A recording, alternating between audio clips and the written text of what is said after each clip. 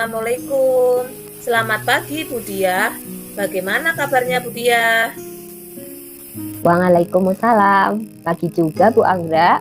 Alhamdulillah, kabarnya sehat nih Bu Anggra. Kabarnya Bu Anggra gimana? Sehat juga kan? Alhamdulillah sehat juga Bu Diah. Hanya ada sedikit yang sedang saya pikirkan Bu Diah. Bolehkah nanti siang setelah pembagian rapot saya ingin cerita sedikit dengan Bu Diah?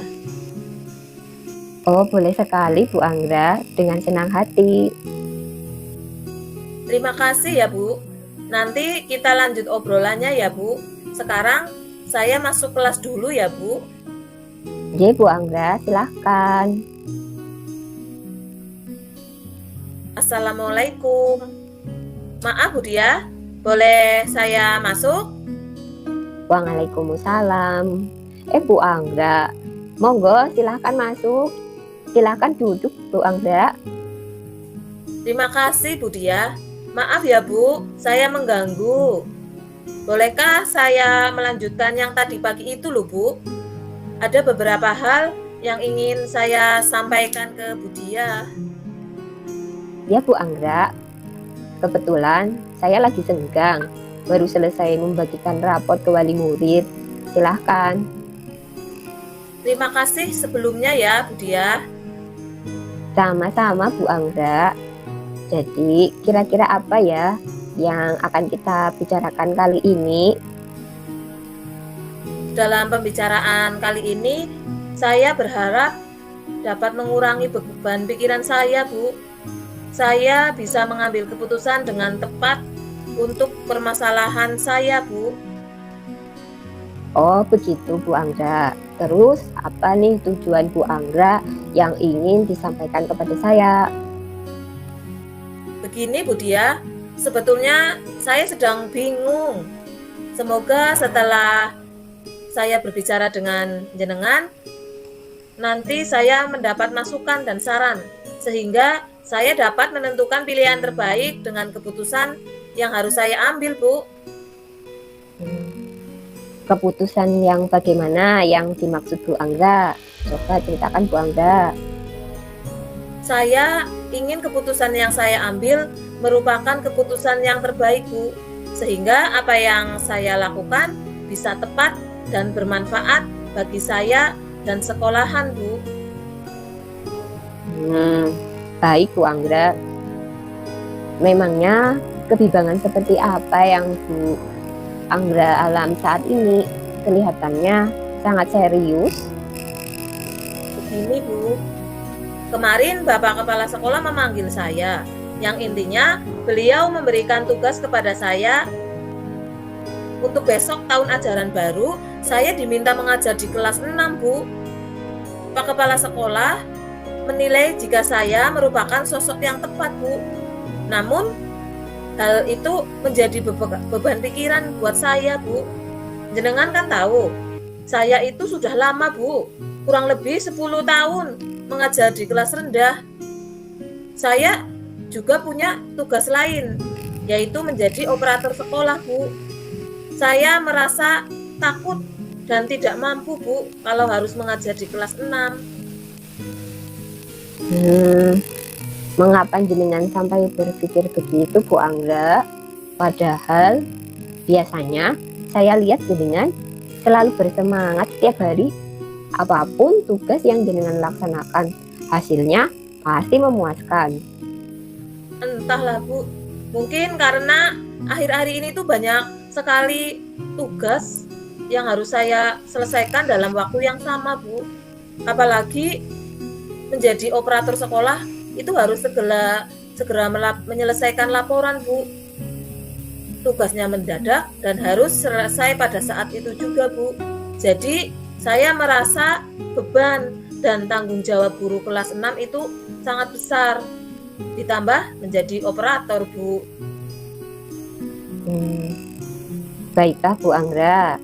Coba sekarang ingat-ingat apa kegiatan yang bisa menjadi kelebihan atau kekuatan yang jenengan miliki, sehingga pekerjaan apapun yang jenengan kerjakan bisa dilaksanakan dengan baik? Jika bicara tentang kekuatan atau kelebihan yang saya miliki, Bu, saya sebetulnya memiliki sifat kemauan keras untuk segera melaksanakan tugas sebaik mungkin, Bu. Saya juga termasuk orang yang menyukai hal-hal baru, Bu, dan menantang. Saya juga termasuk orang yang ingin keluar dari zona nyaman. Selain itu, saya termasuk tipe orang yang tidak mudah menyerah, Bu. Saya orangnya suka membuat inovasi baru dalam pembelajaran agar anak-anak lebih memahami apa yang saya ajarkan dan anak-anak menjadi senang terhadap pembelajaran saya. Wah, keren Bu Anggra. Itu kekuatan yang sangat luar biasa. Tidak semua orang mampu loh. Lantas, apa yang masih menjadi hambatan dari Bu Anggra? Menurut saya, waktu saya terbagi dengan pekerjaan sebagai operator itu, Bu. Saya merasa kurang bisa membagi waktu, Bu. Saya juga masih awam terhadap materi pelajaran kelas 6, Bu. Jadi saya harus banyak belajar dalam hal ini.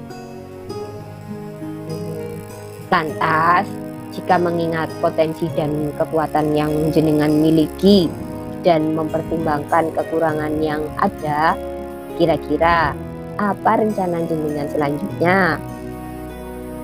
Sepertinya saya harus berusaha berjuang untuk dapat membagi waktu dengan baik, Bu, agar kewajiban dan tugas yang diberikan kepada saya dapat terselesaikan dan terlaksana dengan baik, Bu. Saya juga akan belajar materi kelas 6. Kemudian saya mempunyai rencana untuk membuat model atau strategi pembelajaran yang baik dan menyenangkan yang akan saya gunakan nanti kalau saya sudah di kelas 6, Bu. Wah, rencana yang bagus. Saya sangat mendukung. Apalagi Bu Anggra termasuk tenaga muda yang bisa diandalkan di sekolah ini. Sayang sekali loh jika potensi besar dalam diri jenengan tidak dikembangkan dengan maksimal. Nah, selanjutnya menurut Bu Anggra, apa strategi yang cocok untuk memulai rencana itu? Yang pertama, saya akan mencoba mengatur jadwal dalam melaksanakan tugas sebagai operator, Bu.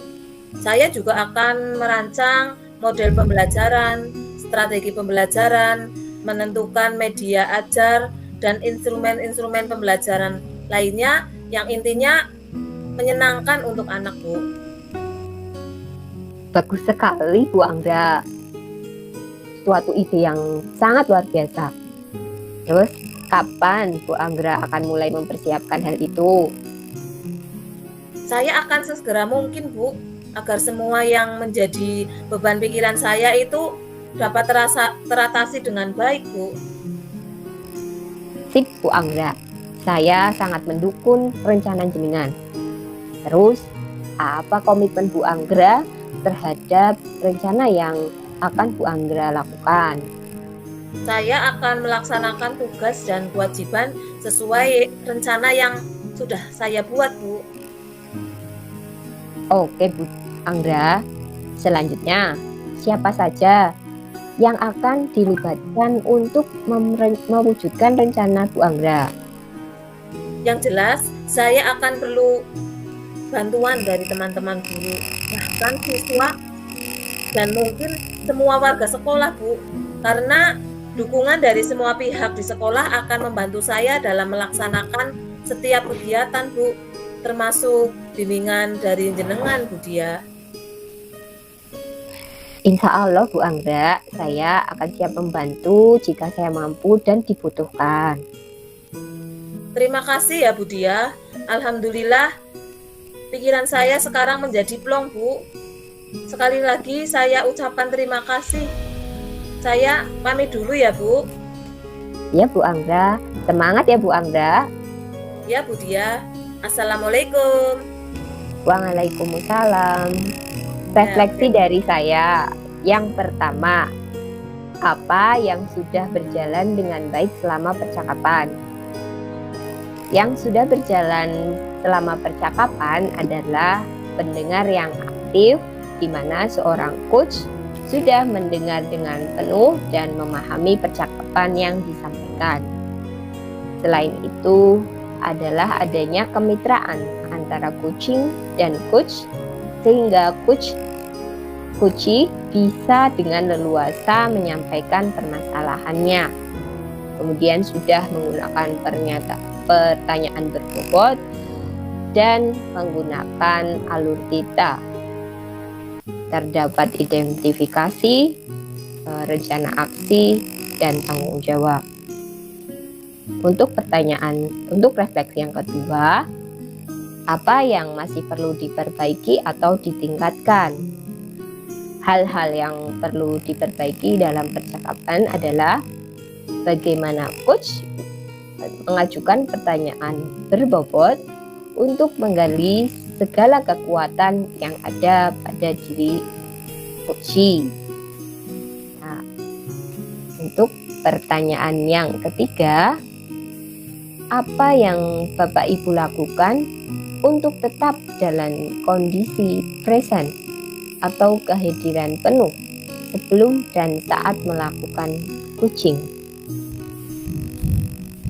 Untuk tetap dalam kondisi present atau saat melakukan coaching, seorang coach dapat melakukan beberapa hal, ya, seperti relax, kemudian mengatur kondisi diri, kemudian fokus, dan menghilangkan gangguan-gangguan yang mungkin ada di sekitar yang nantinya bisa mengganggu ketika coaching berlangsung, sehingga ketika kegiatan coaching itu bisa berjalan lancar dan nyaman. Selain itu,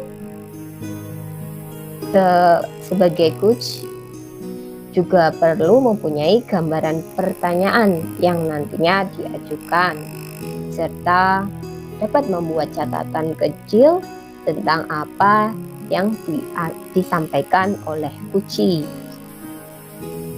Yang keempat, apa yang akan Bapak Ibu lakukan untuk memperbaiki atau meningkatkannya? Untuk memperbaiki atau meningkatkannya adalah orang coach harus sering terus berlatih untuk meningkatkan praktik coaching dan merefleksikannya apa yang masih kurang dalam kegiatan coaching tersebut. Umpan balik, apa yang Anda rasakan pada saat di coaching